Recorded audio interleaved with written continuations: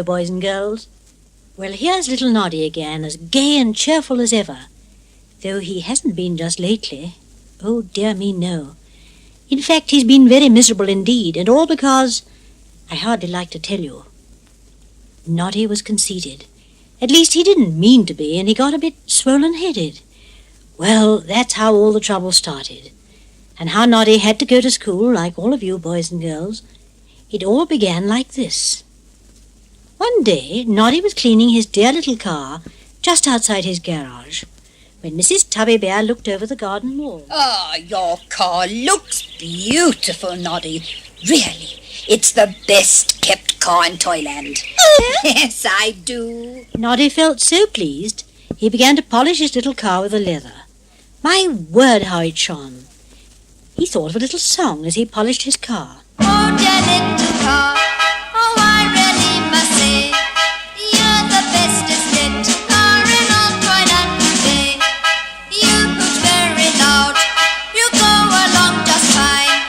I feel very, very glad because you are all mine. Dear me, how clever you are, little Noddy. The songs you make up out of your little wooden head. Well, I never knew anyone so clever. You must sing your new song to Mr. Tubby. So Noddy sang his new song to Mr. Tubby, and Miss Fluffy Cat came to listen too, and the milkman as well. Oh, dear little car, oh, I really must say, you're the bestest little car in all Toyland today. Very good, Noddy. How clever you are, Noddy. It was lovely, Noddy. Noddy got into his car feeling very pleased with himself and proud. He hooted loudly. And as he drove off, another little song came into his head, and he sang it loudly as he drove along. Oh, anyone can see I'm clever as can be. My brains are very fine, they're polished till they shine. There isn't anybody that's cleverer than Noddy. Now, not very long after that, Noddy's hat came off. It fell on the seat beside him, his little bell tinkling loudly. What did you do that for, hat? Stay on my head, please. He put his hat on again and pulled it down firmly over his head. But in half a minute it slid off once more, and this time it fell into the road. There you go again. What do you think you're doing, hat? Taking yourself off my head without my asking you. He put it on once more, but it didn't seem as good a fit as usual. In fact, it slid off again almost at once, and Noddy was so surprised. Surely a spell hadn't got into it, a slip-off spell, perhaps. Oh, dear. I think I'd better go and tell Big Ears about my hat. What can be the matter? It doesn't seem big enough for me now, and the bell won't ring. I haven't been out in the rain, so it can't have shrunk. Oh, dear, it's off again. Really, Hat, what's got into you today? He drove up to Big Ear's little toadstool house. Big Ears was his best friend. He'd be able to tell him what was the matter with his silly hat. Suddenly, Noddy remembered his newest song when he got to the little toadstool house. He'd sing it loudly, and Big Ears would come out and say how clever he was. So he began to sing the song at the top of his voice. Oh, anyone can see I'm clever as can be. My brains are very fine, they're... Big Ears rushed suddenly out of his little house, and he didn't look at all pleased. He was frowning, and that surprised Noddy because Big Ears hardly ever frowned. Be quiet, Noddy. What a silly song. Oh, how shocking to sing that you were so clever. Now, please stop it at once. I don't want to hear a song like that. But Big Ears, I am clever. Everybody says so. Mrs. Tubby says so, and Mr. Milkman says so. If you're going to talk like that and grow all vain and proud and conceited, I don't want to know you. You're not clever as can be, so don't think it. And will you believe it? Big Ears went inside his toadstool house and shut the door. Big Ears! Oh, Big Ears, don't talk like that. I came to ask you about my hat. It's behaving badly. What's the matter with your hat? Well, look, Big Ears. It doesn't fit me anymore. It's too small. And the bell won't ring. Well,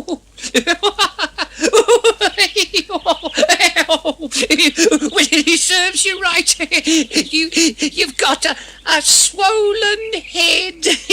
That's what you've got, and you deserve it too. What's a swollen head, Big Ears? Is it an illness? Of course. People who think they're very clever and go about shouting and singing that they're as clever as can be.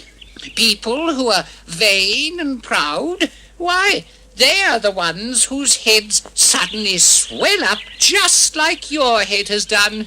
Oh, my, you do look queer, Noddy. He took Noddy into his house and made him look into the looking-glass there. Noddy stared in dismay. His head certainly was very big indeed. He looked most peculiar. And, of course, now that your head has swollen up with pride, your hat won't fit it. It's much too small. And your bell won't ring because it's cross with you for getting a swollen head. Oh, dear. What can I do? Stop thinking you're so clever. You're not really, you know, Noddy. Why, you know perfectly well that you can't count more than 20, and you don't know how to read big words, and you do very, very silly things sometimes. I don't. You do. It's a pity you've never been to school. Then you would have found out how little you know. School would be good for you. Shall I go to school then? Would you like me to if I went to school? I won't be vain anymore. I won't sing that song anymore. I think it would be a very, very good idea if you went to school. Oh, dear me, why didn't we think of that before? Shall I like it, Big Ears? And will my head stop swelling if I go? Oh, my goodness, yes. There's nothing like going to school for curing swollen heads. And then you'll be able to wear your hat again, Noddy. I'll go then. I'll go tomorrow, Big Ears. Yes, I will. So the very next day, Noddy went to school. He drove up in his little car, but he couldn't wear his hat because his head was still too big for it.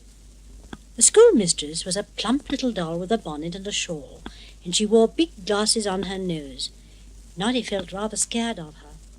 Ah, it's little Noddy, isn't it? I'm Miss Rep. It's time you came to me, little Noddy. You've got a lot to learn. Oh, dear, have I? Where do I sit? Over there, between that little boy Gollywog and the little doll. Now sit up straight and don't talk. Now, we'll take numbers lesson. Who can say that twice times table? What about you, little bear? Twice 1 or 2, twice 2 or 4. You can't continue. Do you know any tables, Noddy? Little Noddy didn't know that she meant number tables, like twice 1 or 2.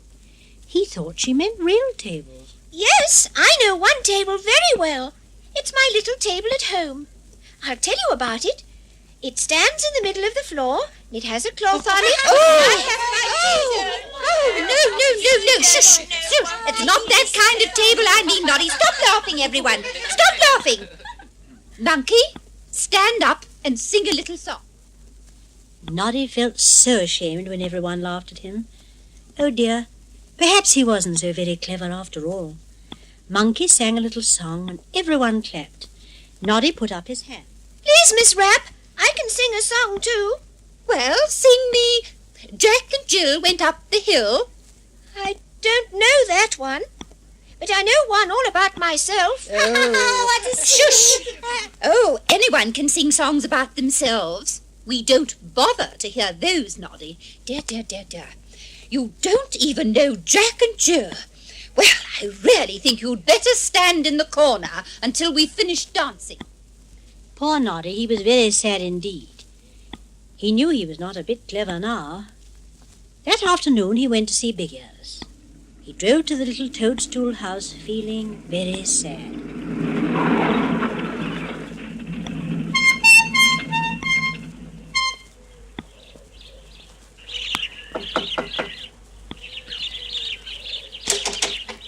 Oh, why, Noddy, what's happened?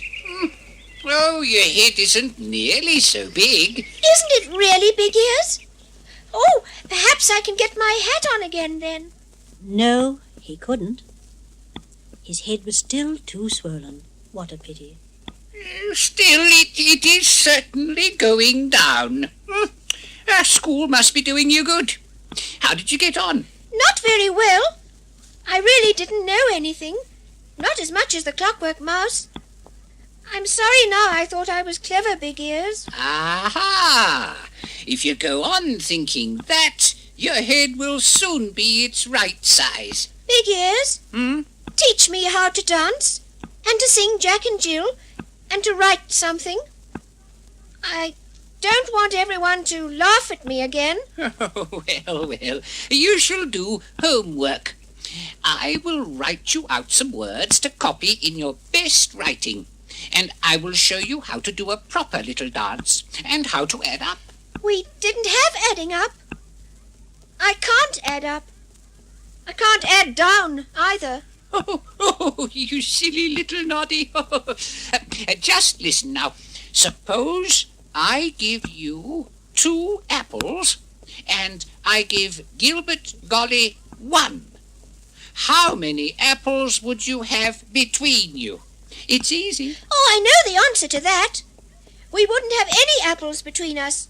Gilbert Golly would have the lot. Oh, don't be silly. Now, do this sum.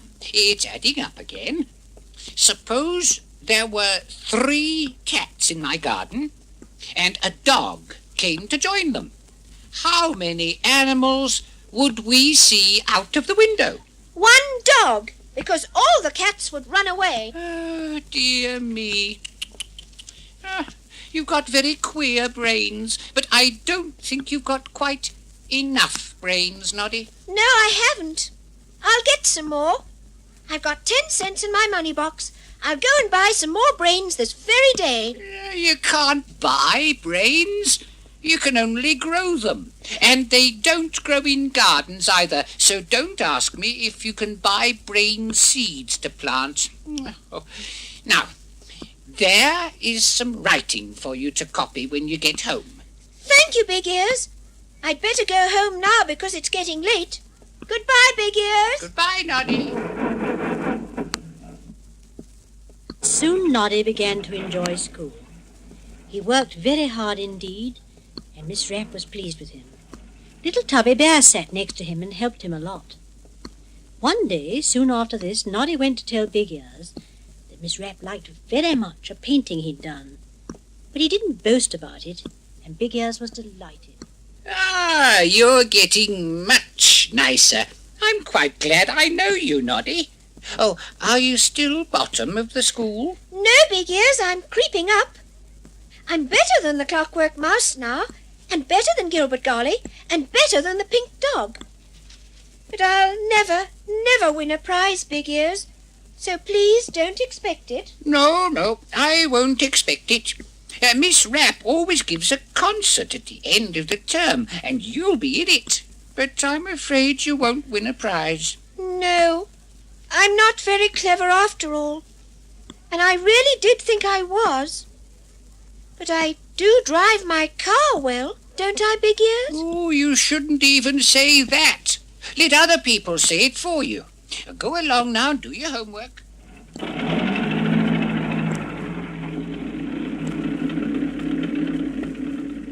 And oh dear, will you believe it? Poor Noddy ran into a tree on the way home and knocked it down. It belonged to the wobbly man, and he was very cross indeed. He wobbled after Noddy at once. Oh, my tree! My tree! Oh, I'm sorry. Oh. Your tree got in my way. You're a very bad driver to let trees get in your way. Why don't you hoot at them, you silly... They don't take any notice of hooting. There. The tree's quite all right.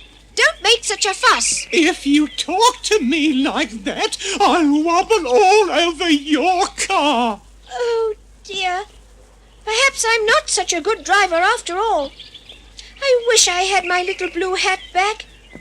I don't feel right without it.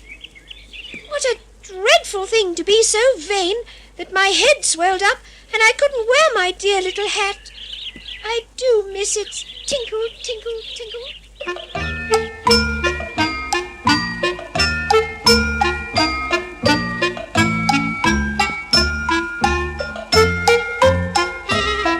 The day of the school concert drew nearer. What fun it was going to be. Everyone was doing something. The little sailor doll was doing a sailor dance. The toy duck was singing a quacking song. Gilbert Golly was saying a poem about a sweep. I'm doing a nice growly song. I've been practicing it at home. Oh, so that's what you've been doing, Tubby Bear. I kept hearing you every night. I thought you must be ill. Oh, no. It was just me growling. Well, I'll clap and clap, and I'll nod my head madly. What are you going to do, Noddy? Nothing. Miss Rapp says I'm not good enough to sing, and I can't dance well because my left foot gets in the way of my right one. And I can't say a poem because I keep forgetting what comes next. And I can't quack or growl, though I've tried. I can only nod my head. You're not very clever, not at all clever. I fancy not being able to do anything at the concert. You won't get a single prize. I can't help it. I could sing one of my own songs, but people would think me very vain if I did. And I'm trying not to be, so that I can get back my dear little blue hat with its tinkling bell.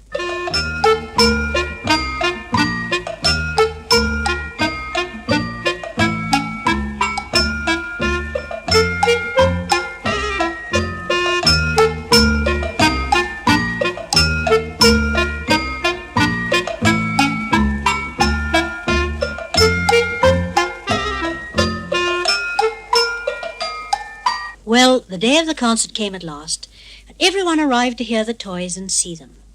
There was quite a crowd in the schoolroom. They all came on the stage together and sang the opening song. Noddy too. Big Ears was there, and he waved to him. Dear old Big Ears, how nice of him to come, even though Noddy wasn't doing anything by himself in the concert, and he wouldn't even receive a prize. It was wonderful. Dilly Duck quacked her little song, and everyone clapped. Gilbert Golly was a great success and swept a pretend chimney so hard when he said his poem that he almost swept the piano off the platform. Little Tubby Bear was clapped so loudly that he had to come on and do his growling song all over again. Noddy clapped him till his hands nearly wore out. At the end, the little clockwork mouse was supposed to take a bunch of flowers and give them to Miss Rapp with a nice little speech. But just at the very last minute, he said he couldn't do it. I can't. I'm too shy. I shall forget what I've got to say. I shall swallow my whiskers. I shall fall over my tail. Oh, you must do it, Gilbert Golly. I can't. Somebody else must do it. I'm no good at that sort of thing. Besides, I don't know the speech that you were going to make, Clockwork Mouse. Nobody knew it. Oh, dear. Whatever were they going to do? Well, I like Miss Rapp so much. I can't bear her not to have her flowers and a nice little speech. I'll do it. And if I make a muddle of it, well, I just can't help it. So Noddy went bravely onto the stage all by himself, with an enormous bunch of flowers. What was he to say? Suddenly a little song came into his head, all about Miss Rapp. What a lucky thing. Hooray for Miss Rapp, she is perfectly sweet. From the hair on her head to the toes on her feet. She teaches us writing, she teaches us sums. Everyone is happy whenever she comes. 3 cheers for Miss Rapp, hurrah and hooray. Our concert is over, that's all for today. And then little Noddy went up to the surprised Miss Rapp, bowed very low and gave her the flowers. She really was delighted. Noddy went back behind the stage with the others. How did you think of that song? It was wonderful. Everyone thought Noddy was very clever indeed and congratulated him, but Noddy didn't say much. Oh, it was nothing, Sailor Doll. I wish I was going to get a prize. Never mind. I'll clap hard for everyone else. They all went quietly to their places and sat down. Only Miss Rapp was on the platform, and in front of her were piles of exciting-looking books, the prizes. Little Dilly Duck. Come along, dear. Prize for learning to turn her toes in so nicely. Oh, thank you. The Clockwork Mouse for being a fast runner. Good for you. Gilbert Golly for learning to read at last. Good for Gilbert. One by one all the pupils went up to the stage. Noddy felt sad that he had won no prize at all. If only he was clever at something. He sat close to Big Ears and hoped that no one would notice he was the only person in the school who hadn't won a prize. Noddy! Noddy! But what was this? Miss Rapp was calling out his name. Yes, it really was his name. Little Noddy, a prize for being such a dear little fellow. Little Noddy, come along up, please. Noddy was so surprised that he just sat and stared, his head nodding madly. A prize for him? No, it couldn't be. It must be a mistake. It can't be for me. They've made a mistake. I haven't done anything. Well, go on up, Noddy. Hurry, we want to clap you. And up went little Noddy, beaming all over his face, almost falling up the stairs in his hurry. Come along, Noddy. There you are, a prize for being such a dear little fellow. Good for you, Noddy. Oh, hooray! You should have heard the clapping and cheering. Really, it was wonderful, and Big Ears felt so proud of Noddy that he nearly got up and danced. You must come to tea with me, Noddy. I'm so pleased about your prize. I got a nice new chocolate cake, and we'll share it. Oh, have you, Big Ears? Oh, I do love chocolate cake. So they went home together, and Big Ears put his arm around Noddy very proudly indeed. To think that his little friend had won such a very, very nice prize. When Noddy got to Big Ears' house, the very first thing he saw was his little blue hat hanging up on the peg. Oh, dear, I do wish that I could wear it again. I don't feel right without it somehow. Noddy, your head looks quite small again. I don't believe you're vain or proud any more. Are you? Oh, no, Big Ears. I know quite well I'm not clever now. Why, I wasn't really in the concert. I didn't do anything by myself at all, except give the flowers to Miss Rapp. I can't be vain now, Big Ears. Well, then you can't be swollen-headed any more. Let's try on the hat. Big Ears lifted it off the peg. Noddy put the hat on his head, and it fitted. It really and truly fitted, and his little bell tinkled loudly, jingle, jingle, jing. Oh, my head's gone back to its right size, Big Ears. I'm cured. I'm cured. You're such a nice little fellow, Noddy, and your hat fits beautifully. I'm so glad. So are we, little Noddy. Have your chocolate cake and be happy. We'll see you again soon. Goodbye. Oh, I'm a little nodding man.